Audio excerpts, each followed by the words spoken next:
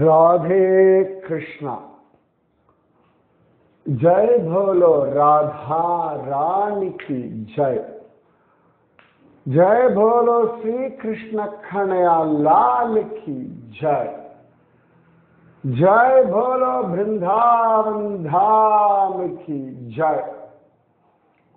जय बोलो यमुना मैया की जय।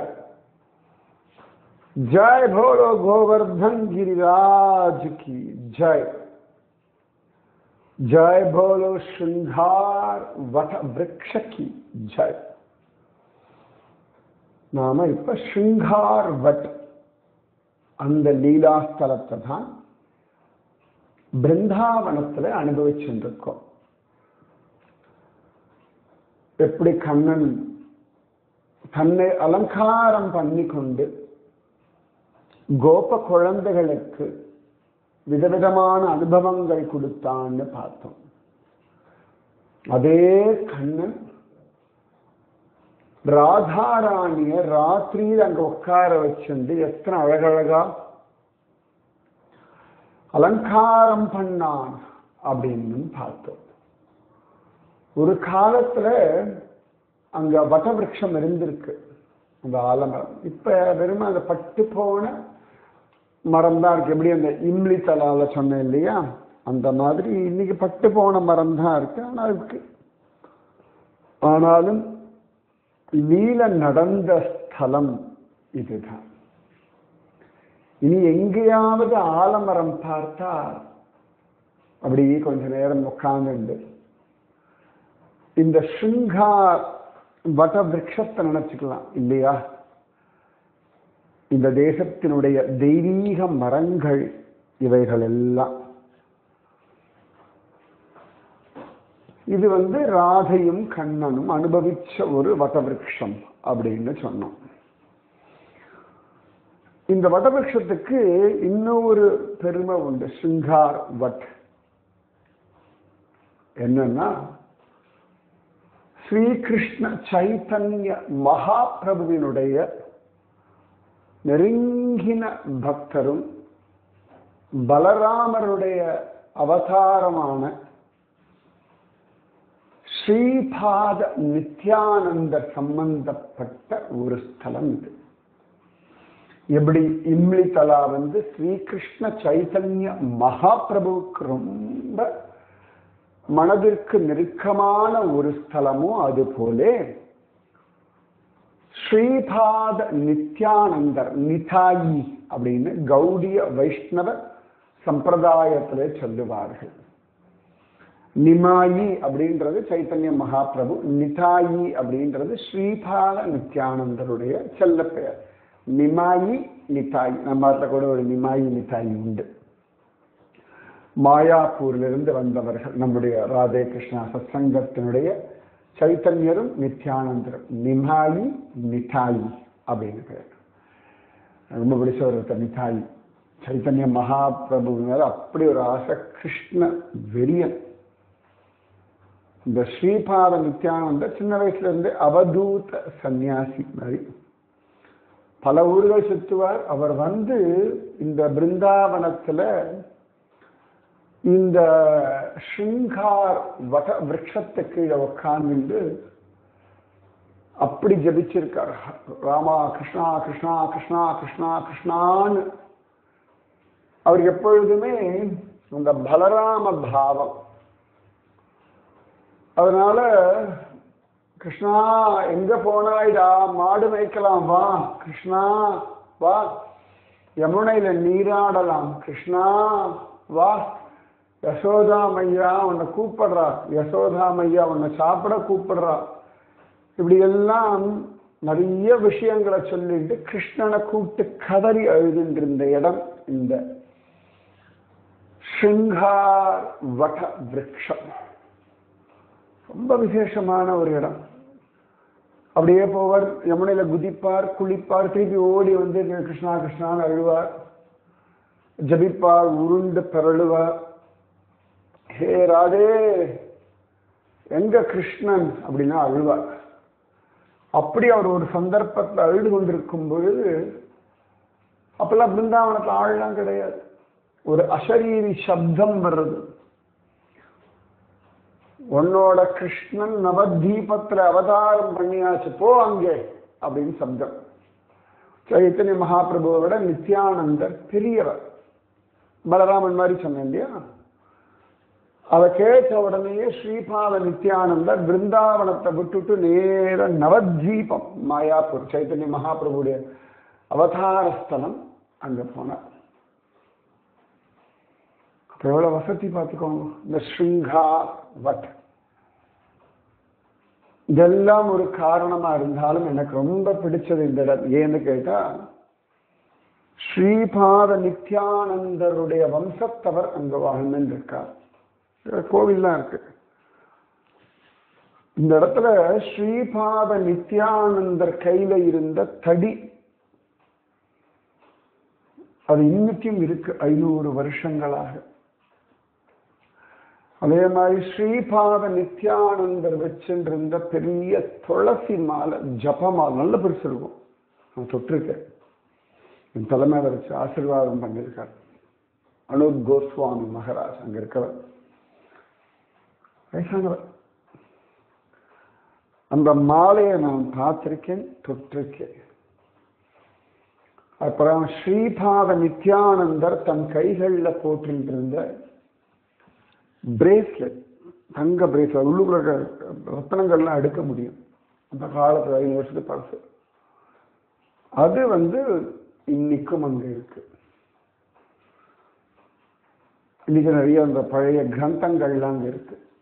500 வருஷம் 200 300 வருஷம் பழமையான கிரந்தங்கள்லாம் இருக்கு. அதனால இது ரொம்ப விசேஷமான ஒரு ஸ்தலம். ஸ்ருங்கா வட். சைத்தன்ய மகாபிரபுலாம் உட்கார்ந்து தியானம் பண்ணி ரசிச்சு அனுபவிச்ச ஒரு ஸ்தலம் இது.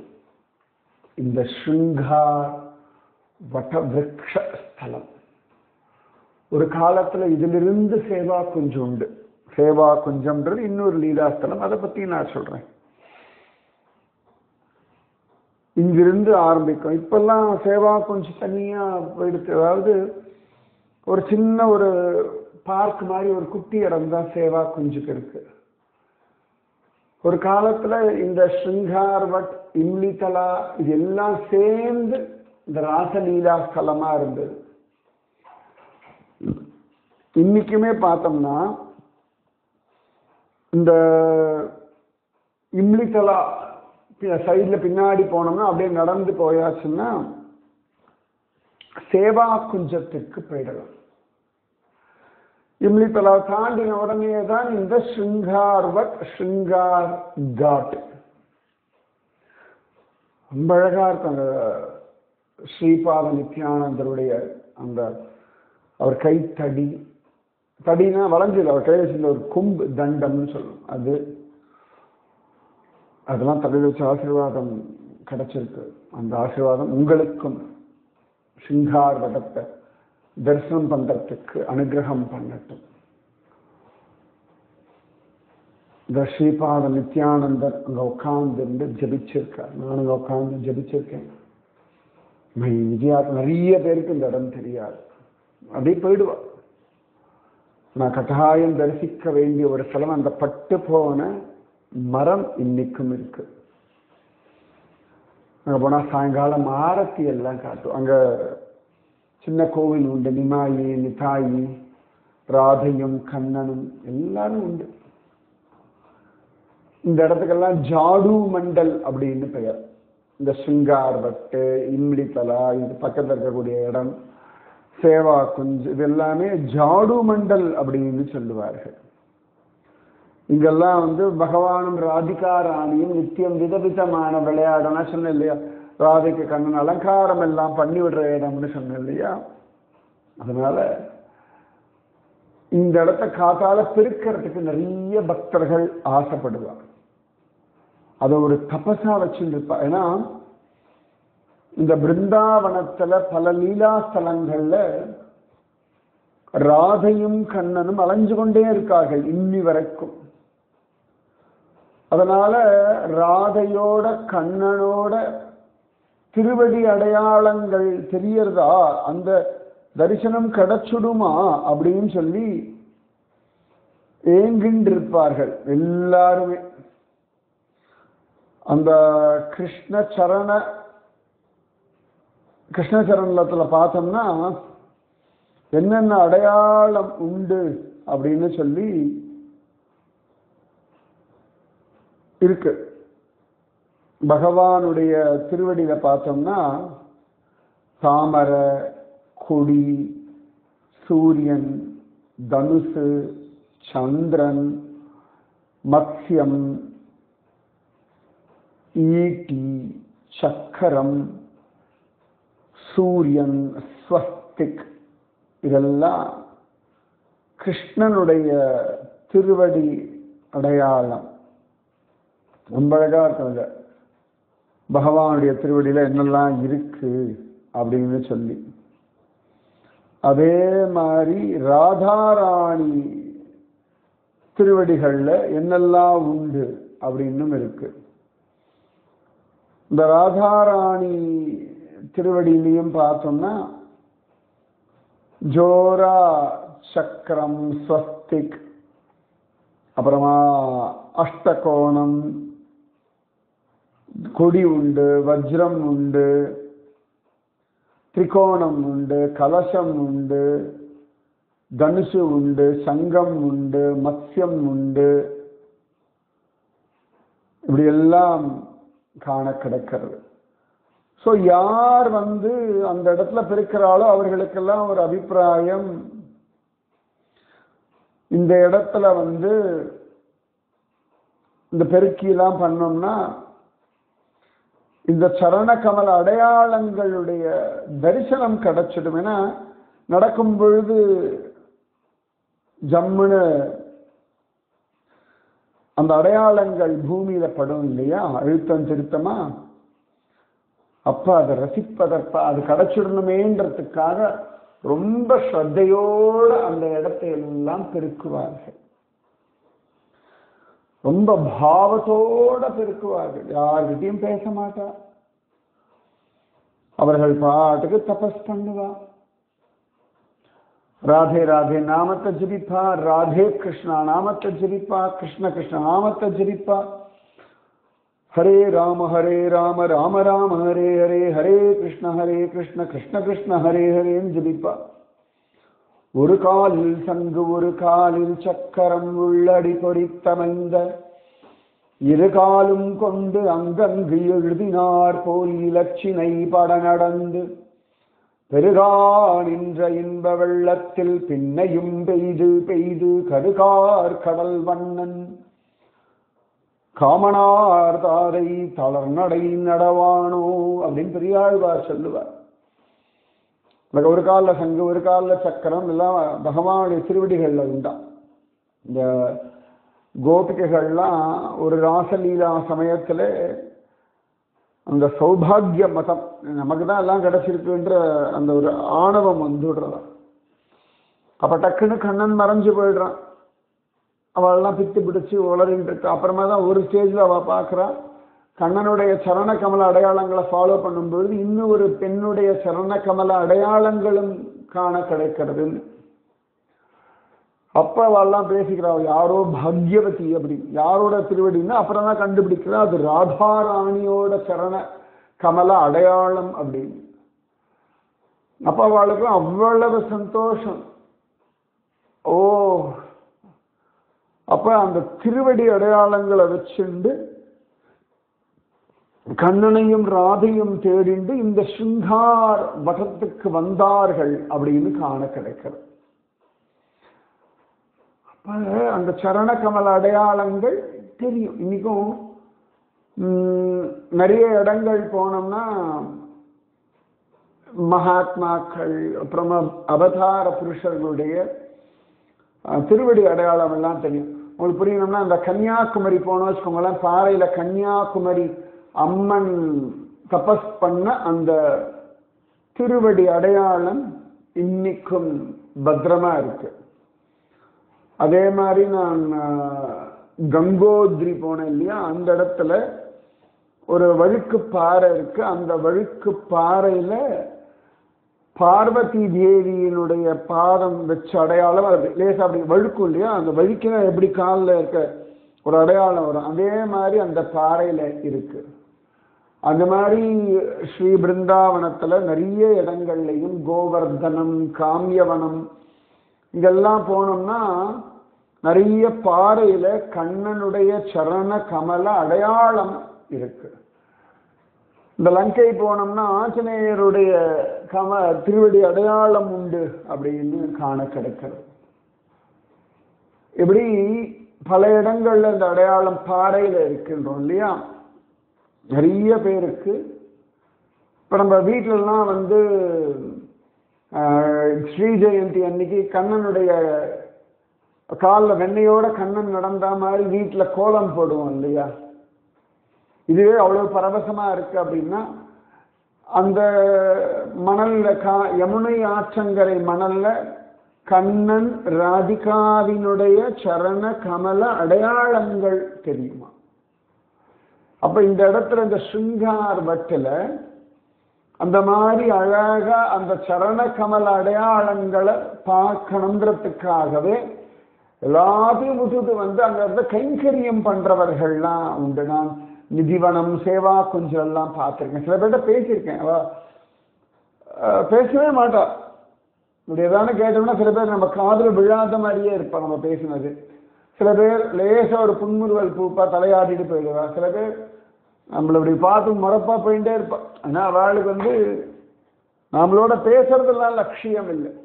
ராதாராணி கிருஷ்ணனுடைய கைங்கரியம் தான் அவளுக்கு பிராதானியம். முக்கியமா இந்த இடத்துலலாம் ராதையும் கண்ணனாலே பக்கத்துல தான் இந்த இம்லி தலா உண்டு. அப்ப இந்த மாதிரி ஏதான சின்னதா ஒரு இலையோ ஒரு சருகோ ஒரு ஏதான ஒரு காம்பு ஏதான இருந்ததுன்னா அது எங்கேயான குத்தி ராதாராணி கிருஷ்ணனுடைய அந்த ராசலீலைக்கு இடைஞ்சல் வந்துருமோ அப்படின்னு சொல்லி அந்த இடத்தெல்லாம் பார்த்து பார்த்து பார்த்து பார்த்து சுத்தமா பெருக்குவா. எப்படி சபரி மதங்க மகரிஷியினுடைய ஆசிரமத்துல ஒரு சருகுலாம் இல்லாதபடி பெருக்கி சுத்தமா வைப்பா. ஏன்னு கேட்டா மதங்க மகரிஷி எல்லாம் நடக்கும்போது ஒரு காலில் ஒண்ணு குத்திடக்கூடாது அப்படின்னு. அது ஒரு அழகான ஒரு பாவம். இப்ப வீட்டுல ஒரு குட்டி குழந்தை இருக்குன்னு வச்சுக்கோங்களேன், கீழே எங்கேயும் ஒரு சின்ன ஒரு தூசு தும்பு இல்லாம கிளீனா வச்சிருப்போம். ஏன்னா குழந்தைகள் காலில் நன்னா தெரியும். ஒரு சின்ன அரிசி குத்தினா கூட உட்காந்து அந்த காலத்தை எடுத்து அந்த அரிசியை எடுக்கிறத அதை எடுத்துட்டு தான் போகும். அதுக்கு அவ்வளவு தெரியும். அதனால இந்த இடத்துல நிறைய பேர் பெருக்கிண்டு இருப்பா. அதனால ஜாடு மண்டல் அப்படின்னு இதுக்கு பெயர். ஜாடு மண்டல், ஜாடுன்னு சொல்லுவா. அதை பெருக்கிற இடம். ஒரு நாள் இந்த இடத்தெல்லாம் பெருக்கிற பாக்கியம் உங்களுக்கும் கிடைக்கட்டும். கடைத்தலை சீக்கப்பெற்றால் கடுவினை களையலாமே அப்படின்னு நம்மாழ்வார் சொல்லுவார். திருவனந்தபுரத்துல பெருக்கினோம் அப்படின்னா வினைகள் எல்லாம் தள்ளி போட்டுடலாம், வெள்ள போட்டுடலாம் அப்படின்னு சொல்லுவார். இந்த மாதிரி இந்த ராதா கிருஷ்ணனுடைய ராசலீலை நடக்கக்கூடியதான இந்த சேவா குஞ்சம், இம்லிதலா, ஸ்ருங்கார்வட் இந்த இடத்தெல்லாம் ஜாடு மண்டல்னு சொல்லி பெருக்குவதே கைங்கரியமாக கொண்டவர்கள் பலர். அப்படி பெருக்கினா என்ன கிருஷ்ணன் கிடைச்சிருவானான்னு கிடைச்சிருக்கானே. ஒரு பக்தருக்கு எப்படி கிடைச்சான் என்ன விஷயம்ன்றது நாளைக்கு சொல்றேன், சரியா? அதனால ஸ்ருங்கார்வர் ராதையும் கண்ணனும் நித்தியம் வரக்கூடிய ஒரு ஸ்தலம். ஸ்ரீபாத நித்யானந்தரும் ஆனந்தமாக ஜபிச்ச இடம். ஸ்ரீகிருஷ்ண சைத்தன்ய மகாபிரபு அனுபவிச்ச ஒரு இடம், சரியா? அப்படிப்பட்ட ஸ்ருங்கார் வட விருட்ச வைபவத்தை தெரிஞ்சிட்டோம். அதாவது கண்ணன் விதவிதமா தன் அலங்காரம் பண்ணிட்டு கோப குழந்தைகளுக்கு முன்னாடி அழகா தன்னுடைய ஸ்டைல் எல்லாம் காட்டின ஒரு இடம். கண்ணன் ராதாராணிக்கு அலங்காரம் பண்ணிவிட்ட இடம். ஸ்ரீபாத நித்யானந்தர் கிருஷ்ணா கிருஷ்ணான்னு புலம்பி அழுத இடம். அவருக்கு அசரீரியா கிருஷ்ணன் நவத்வீபத்தில் அவதாரம் பண்ணியிருக்கான்னு பகவான் சொன்ன இடம், ஸ்ரீபாத நித்யானந்தர் ஜபிச்ச இடம், ஸ்ரீபாத நித்யானந்தருடைய கைத்தடியும் அவர் போட்டு ஜபிச்ச துளசி மாலையும் அவர் கையில் போட்டுருந்த பிரேஸ்லெட், இது எல்லாம் அவர் போட்டிருந்த கடுக்கன், இது எல்லாம் இருக்கக்கூடிய ஒரு ஸ்தலம் இந்த ஸ்ருங்கார் வட். இம்லி தலாவுக்கு அடுத்து அப்படியே நடக்கிற தூரம் தான். இம்லி தலா முடிச்சுட்டு அப்படி இறங்கி நம்ம நடந்தோம்னா ஸ்ருங்கார் வட், அங்கே போர்டெலாம் வச்சிருக்கா. சரியா? கட்டாயம் சீக்கிரம் கண்ணன் கூப்பட்டம், நிச்சயமா தரிசனம் கிடைக்கட்டும். ராதே கிருஷ்ணா. அது இந்த விஷயத்தை இப்போ ராத்திரி வைகுண்ட ஏகாதசி என்னைக்கு ரெக்கார்ட் பண்ணிட்டு இருக்கேன் நான். இதுவே அவ்வளோ பெரிய ஆசீர்வாதம் இல்லையா? ராதே கிருஷ்ணா. ராதே கிருஷ்ணா கிருஷ்ணா ராதே, ராதே கிருஷ்ணா கிருஷ்ணா ராதே, ராதே கிருஷ்ணா கிருஷ்ணா ராதே, ராதே கிருஷ்ணா கிருஷ்ணா ராதே. जय बोलो राधा रानी की जय, जय बोलो श्री कृष्ण कन्हैया लाल की जय, जय बोलो वृंदावन धाम की जय, जय बोलो यमुना मैया की जय, जय बोलो श्रीपाद नित्यानंद महाराज की जय, जय बोलो गोवर्धन गिरिराज की जय, जय बोलो वृंदावन धाम की जय. राधे कृष्णा. जय बोलो श्रृंगार वट वृक्ष की जय. राधे कृष्णा.